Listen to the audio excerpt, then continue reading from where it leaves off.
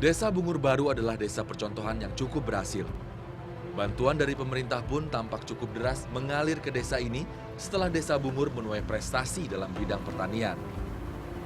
Pemerintah membelikan alat pembersih gabah seharga lebih dari 200 juta rupiah. Fungsi dan pemeliharaan diserahkan semua pada dana desa. Namun, lagi-lagi dalam pemakaiannya seringkali kurang maksimal.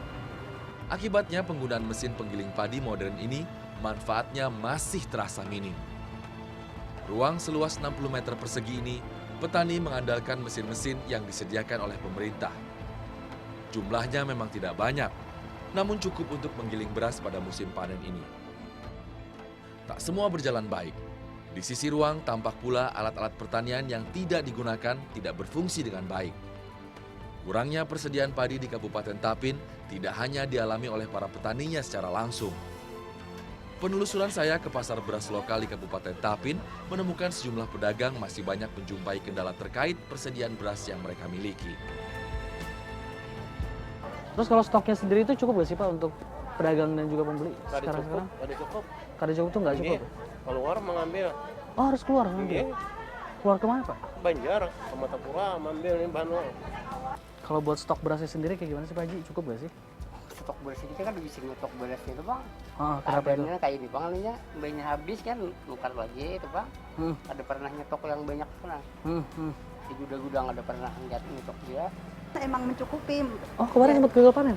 Kemarin kan 2 tahun yang lalu udah gagal panen. Daerah Margasari biasanya yang paling banyak stoknya untuk memenuhi kebutuhan di rantau ini kan. Maksudnya dia bisa mengirim ke Tanjung, ke Berabai, Kandangan, sampai bahkan ke Banjarmasin. Margasari sentralnya. Sedang Margasari kan udah 2 tahun ini gagal panen ya. Dia kekurangan air. Kekurangan air? Jadi padi itu kan dia bisa tumbuh subur. Terus pas waktu padinya udah berbuah, padinya rusak, kempes, nggak ada isinya. Salah satu kendala warga bertani adalah mahalnya biaya produksi. Di tengah kesulitan ini, kelompok tani Lumbung Pangan Sejahtera mampu melakukan inovasi. Mereka membuat pestisida dari bahan tumbuh-tumbuhan yang ada di sekitar desa. Mereka cukup bersyukur dengan pupuk organik dan pestisida alami yang mereka buat mampu meringankan warga desa Bungur Baru untuk menanam padi. Pupuk organik dibuat dengan cara mengolah limbah peternakan kambing etawa.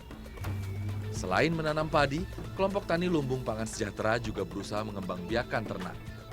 Namun karena modal hanya sedikit, mereka hanya mampu membeli 8 ekor kambing saja.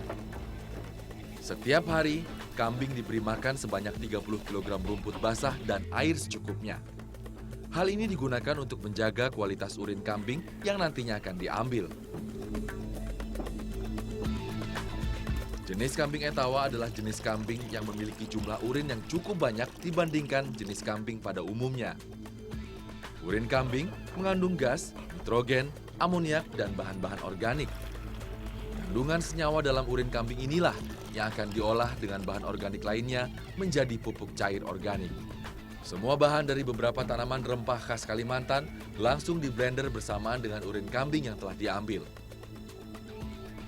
Untuk 1 liter air hasil bahan tumbuhan akan dicampur dengan 3 liter urin kambing.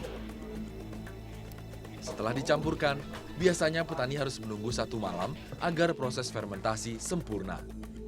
Sayangnya, pemakaian pupuk cair organik ini masih terbatas pada segelintir petani saja. Padahal, selain ramah lingkungan, penggunaan pupuk cair sudah teruji. Baik dari hematnya ongkos produksi hingga jumlah ton hasil pertanian yang bisa dipanen.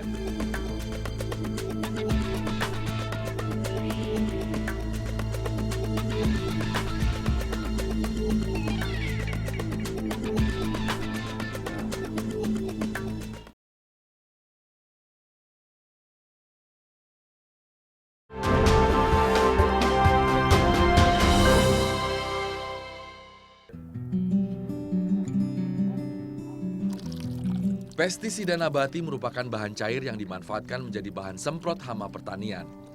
Seperti hama serangga dan jamur yang kerap hinggap pada tanaman padi. Keuntungan dari pestisida nabati adalah penggunaannya lebih mudah dan juga tak mencemari lingkungan. Inovasi dan kerja keras petani desa Bungur Baru memang patut diapresiasi. Namun, pemerintah tak boleh membiarkan mereka sendirian. pendampingan harus dilakukan instansi terkait. Karena kita sudah disampaikan masalah organik ini mulai tahun 2009-2010. Kita sudah dilatih oleh badan kan pembuatan kompos, pembuatan pestisida. Cuma tidak terlaksana kan itu lagi. Tidak terlaksana, berarti memang ada koordinasi yang belum tepat Iya, antara petani dengan badan Iya, terkait. jadi sekarang ini kan kita coba untuk melaksanakan gitu.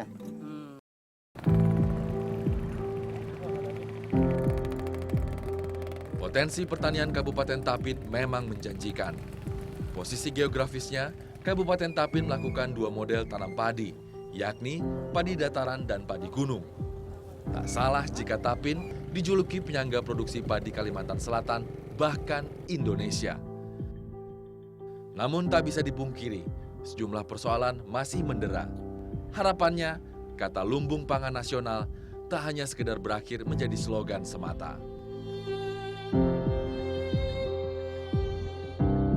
Menjadi mandiri bukan berarti berdiri sendiri dan ditinggalkan begitu saja.